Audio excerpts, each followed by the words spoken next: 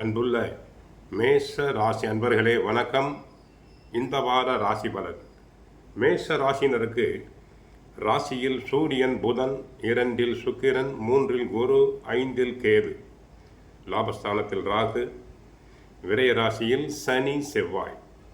திங்கட்கிழமை முதல் ராசிநாதன் செவ்வாய் மேஷ ராசியில் சஞ்சாரம் செய்ய இருக்கிறார்.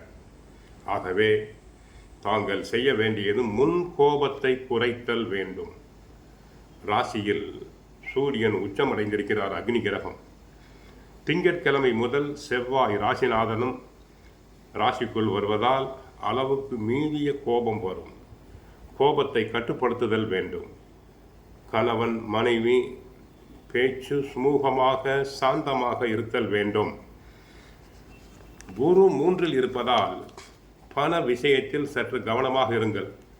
கொடுக்கல் வாங்கலில் கவனம் தேவை. யாருக்கும் கடன் கொடுத்தல் கூடாது, கடன் வாங்குதல் கூடாது, ஜாமீன் தரக்கூடாது. எதிலும் நிதானம் தேவை.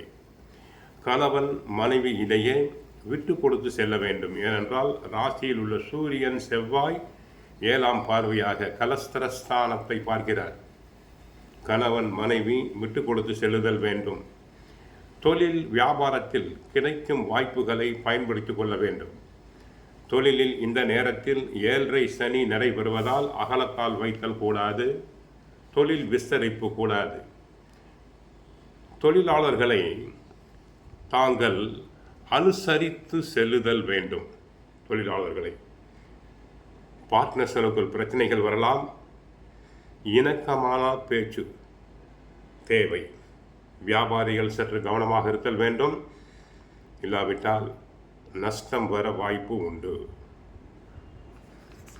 உடல் நலனில் கவனமாக இருத்தல் வேண்டும். வெளி இடங்களில் உணவு உண்பதை தவிர்த்தல் வேண்டும். உத்தியோகத்தில் உள்ளவர்களுக்கு வேலை பளு அதிகம். உயர் அதிகாரியிடம் வீண் வாக்குவாதங்கள் செய்தல் கூடாது. மற்றவர்களுக்கு வாக்குறுதி கொடுப்பதை தற்காலிகமாக நிறுத்தி வைத்தல் வேண்டும். ராசியில் சூரியன் செவ்வாய் இணைவதால் முன் கோபம், தலை தூக்கும், உடல் சூடு அதிகமாக இருக்கும். மேஷ ராசினருக்கு உடல் அளவுக்கு அதிகமான சூடு. ஆகவே உஷ்ண சம்பந்தமான உபாதைகள் வரலாம். தேவையில்லாத பிடிவாதத்தை தவிர்ப்பது நல்லது. திடீர் முடிவுகளை எடுக்க வேண்டாம்.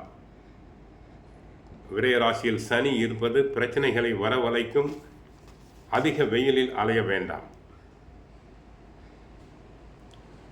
அரசியல் துறையில் இருப்பவர்களுக்கு நல்ல ஆதாயம்.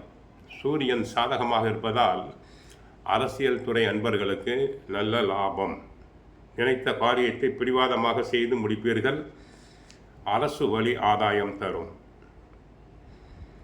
ஆக குரு சாதகமாக இல்லை, சனி சாதகமாக இல்லை, கேது சாதகமாக இல்லை.